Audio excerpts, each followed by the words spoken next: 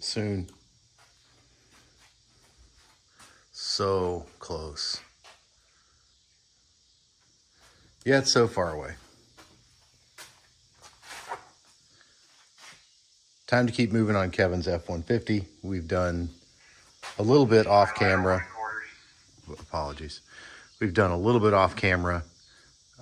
Quite frankly, that you probably wouldn't be that excited about. Mainly this thing came here for a lot of little things, but they are pretty big little things.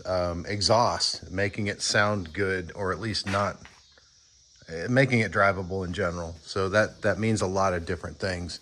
The exhaust was one of the first things on the list, though, because I think it's one of the most important parts of the project, the part I'm looking at anyway. The rest of the stuff that we're working on, getting things done inside, it's phase 2. Right now, I really just want it to be very drivable and very reliable. And I'm pretty sure we're getting there. Little things, cobbling up a fuel filler, for example. Kevin's planning on removing the unistrut, obviously, and building some type of platform back here. But it needs to be drivable before that. So we had to obviously put the fuel neck on it because it was just a stump, as you guys recall. So that's getting there. The exhaust on it, I just cut up from what was left of the original donor. Thankfully, there was plenty of it, including the catalytic converter, which I don't know that I care that it has one or not, but it was a handy 2-into-1 Y that I didn't have to buy. So catalytic converter it is. So we're going to keep moving on this and point out a lot of little things that we're finding out and hopefully fix them to where it's ready to roll.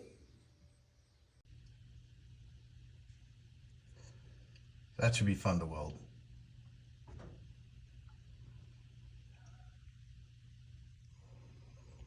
Moving along, we are happy with the progress so far. I cobbled some exhaust together from the donor, which had a lot of new stuff on it. So no sense in buying stuff we don't have to pay. Sorry about that. So now it sounds like this.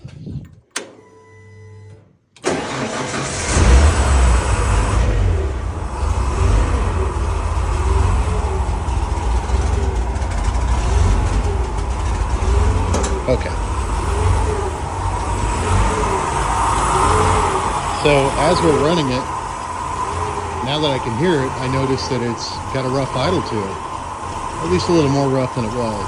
So we're looking at it, and I'm noticing, well, first things first, map sensor, which is wired, but you'll notice it's missing a little reference there, a little vacuum reference. So we're going to wind up having to plug that in. I've also noticed that it's not charging. So now I have to work out some of this issue we were having. Currently it's on a battery charger, so it's running okay.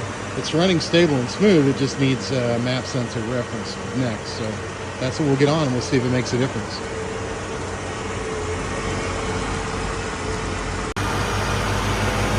It's funny what a little thing like a map sensor will do for you. You put it in the system, and it all of a sudden starts doing what it's supposed to do. So you'll notice the idle's a lot better. That seems about right. Throttle response is probably what it should be for a straight 6. I wouldn't call it crisp, but I also wouldn't call it sloppy. Standing behind the truck now, you're not blasted with fumes. That smells right. I think we're going in the right direction. So the next thing we're going to do is start working some of the inside.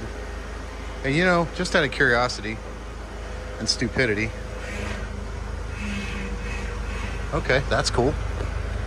Let's see. Kevin was worried that the clutch might not hold bleed. So let's see. See if I can keep from running this thing through the wall. Oh, look at that. Ooh.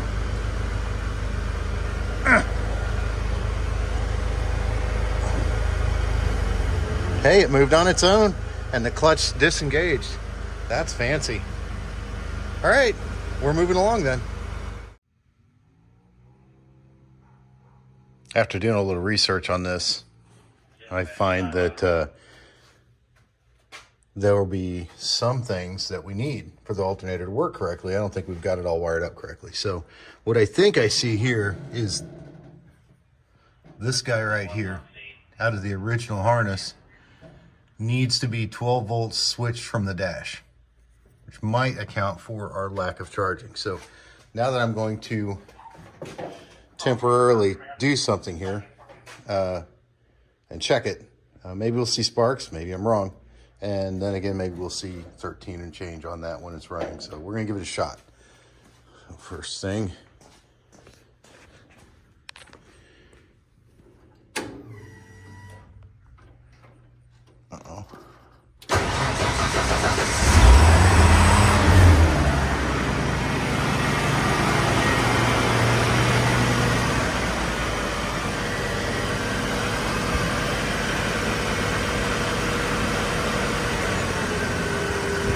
hey, look at that. I think we found our charging issue. Nice. Very cool.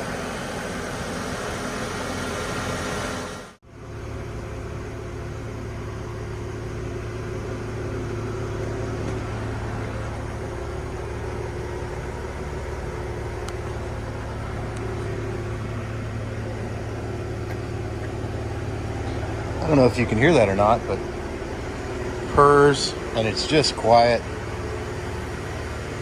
It's like a sewing machine. I understand why these motors are really popular. I love this motor in this truck. I love this whole thing. I can't wait to drive it. So onward and upward.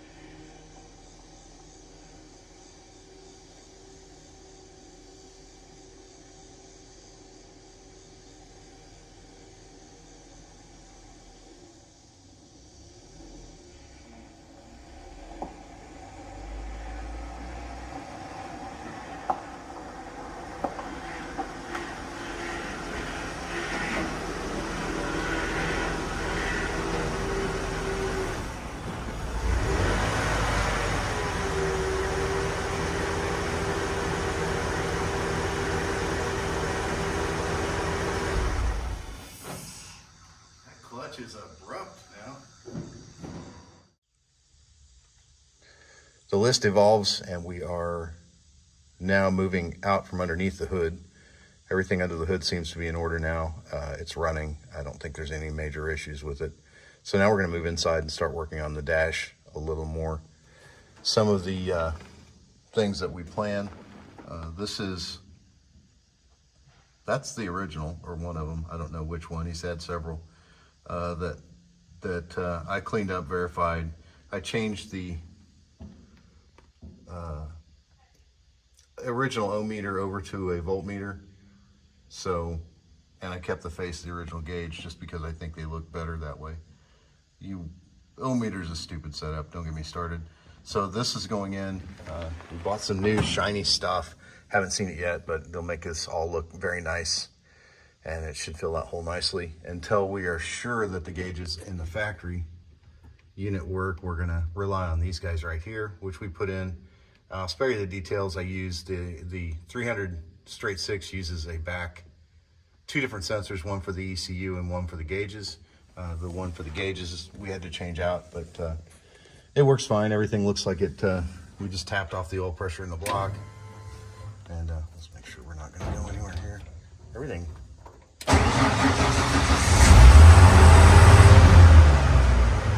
Everything works. So one more off the list and we're gonna keep moving and hopefully get that guy installed and hopefully start buttoning up all this undone mess in here. So we keep plugging along.